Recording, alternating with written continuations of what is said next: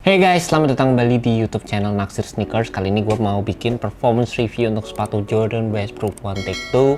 Ini sepatu udah gue pakai beberapa kali, sempat gue main di lapangan indoor, lapangan outdoor. Dan kalau kalian penasaran sama berat dari sepatunya, seperti biasa untuk video performance review di akhir video, gue bakal bandingin sepatu ini sama sepatu-sepatu yang ada di sini juga.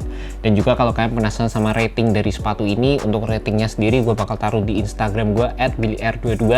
Jadi pastikan kalau kalian penasaran, kalian bisa langsung aja follow Instagram gue guys. Dan langsung aja yang pertama gue bakal bahas dari bagian tractionnya dulu. Traction yang ada di sepatu ini menurut gue B aja, cukup standar, nggak terlalu aneh-aneh. Pola traction yang digunakan tuh kayak naps kecil-kecil gitu, garis-garis, bukan naps sih, lebih tepatnya garis-garis gitu. Sebenarnya dari segi implementasinya sendiri gue bisa bilang nggak yang tebel-tebel banget, kecuali yang di bagian tengah sini. Dan dari segi performance-nya kadang gue masih ngerasain slip-slip sedikit saat pakai sepatu ini, terutama di lapangan indoor. Lapangan outdoor sih menurut gue nggak terlalu masalah, karena lapangan outdoor yang gue main juga bawahnya itu kayak bener-bener kasar gitu, jadi itu bisa ngebantu dari segi grip. Kalau di lapangan indoor kadang gerakan-gerakan tertentu masih slip, meskipun kebanyakan gerakan gue juga masih bisa di cover dengan sepatu ini. By the way, gue bukan pemain yang super eksplosif, jadi ya bear in mind juga dengan pola permainan gue. Dan setiap performance review yang gue bikin itu berdasarkan dengan apa yang gue pakai dan apa yang gue rasain juga guys. Untuk rubbernya yang digunakan di sepatu ini, kita akan mendapatkan full solid rubber outsole. Dan dari segi ketahanannya sendiri menurut gue nggak yang jelek-jelek banget, cukup oke dibandingkan dengan sepatu-sepatu zaman sekarang, terutama yang di bagian tengah sini. Kalian bisa lihat ini herringbone yang digunakan di sepatu ini tuh bener-bener tebal banget. Juga dari segi rubbernya sendiri, sepatu ini menggunakan XTR, jadi dari segi ketahanannya sendiri menurut gua lumayan guys. Dari segi cushion menurut gua sih sepatu ini tuh kayak gimana ya, borderline standar. Ini bener-bener standar banget, dan bukan yang di bawah rata-rata, tapi kayak standar aja persis gitu guys. Sepatu ini menggunakan zoom unit di bagian forefoot, dan untuk sisanya kalian akan mendapatkan Phylon midsole. Yang gue cukup suka di sepatu ini, Phylonnya tuh sebenarnya nggak yang jelek-jelek amat, cukup oke. Dan juga di samping itu sepatu ini menggunakan zoom unit yang dibikin top load di bagian forefoot. Jadi kita masih bisa ngerasain sensasi sedikit zoom unit yang ada di sepatu ini. Bouncy-nya masih kerasa, meskipun zoom unit yang ada di sepatu ini bukan yang tebel-tebel banget, tapi secara overall gue masih cukup nyaman saat menggunakan sepatu ini. Dengan penggunaan cushioning yang standar ini, sepatu ini tuh kebantu banget dengan yang namanya heel to toe transition, dimana di bagian heel kalian bisa ngelihat ini dibikin sedikit rounded, dan juga dengan teknologi decouple outsole, dimana kita mendapatkan mobilitas yang lebih di bagian forefoot. Ini tuh ngebantu banget sehingga ngasih gua heel to toe transition yang smooth, dan sepatu ini secara overall feelingnya tuh jadi lebih nyaman guys. Dari segi material, menurut gue sepatu ini cukup unik karena menggunakan material sejenis kanvas yang jarang kita temukan di sepatu basket zaman sekarang. Penggunaan material kanvas yang ada di sepatu ini juga terbilang cukup tebal, dan menurut gue juga nggak memerlukan break in time sama sekali. Dari pertama dipakai langsung aja nyaman menurut gue.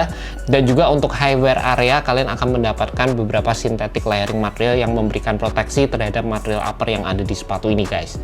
Memang dari segi colorway menurut gue sih sepatu ini cakep banget, dan waktu kalian pakai ini merupakan salah satu sepatu yang menurut gua kelihatan keren di lapangan, tapi kalian juga bisa pakai sepatu ini untuk dipakai jalan-jalan di luar lapangan guys.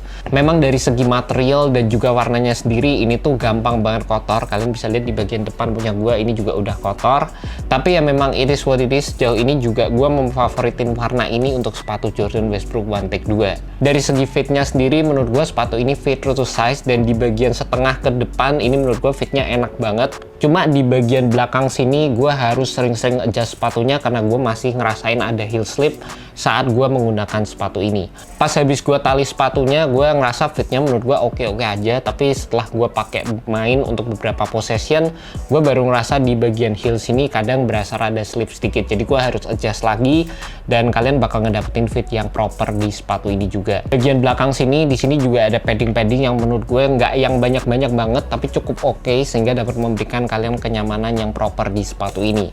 Di bagian belakang dari sepatunya gue juga cukup suka dengan implementasi material yang sedikit lebih rigid. Material sintetiknya ditaruh di bagian belakang, jadi kita akan mendapatkan support di bagian heel yang jauh lebih oke guys. Dan juga untuk overall support dari sepatu ini, kalian akan mendapatkan lockdown piece di bagian tengah dari sepatunya, yang ini berfungsi untuk memberikan kalian containment yang oke. Dan juga di samping itu kalian akan mendapatkan decouple outsole di bagian tengahnya sini, ada material yang ini berfungsi untuk memberikan kalian torsional support, support, dan ini juga berfungsi untuk memberikan kalian mobilitas yang jauh lebih oke di bagian forefoot kaki kalian.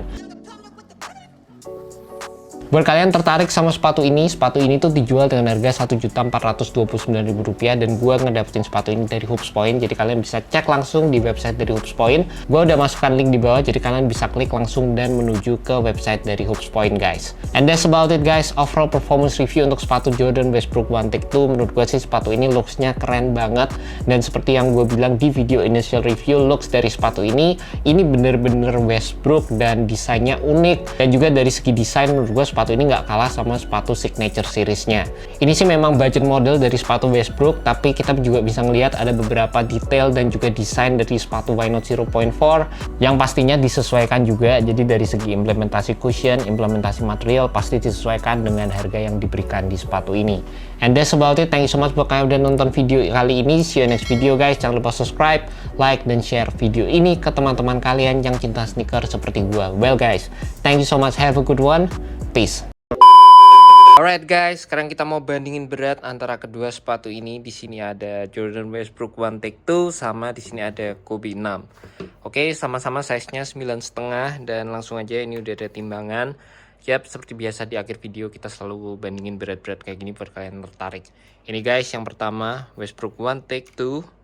Langsung aja kita taruh di sini. 364 gram. Oke, cukup oke.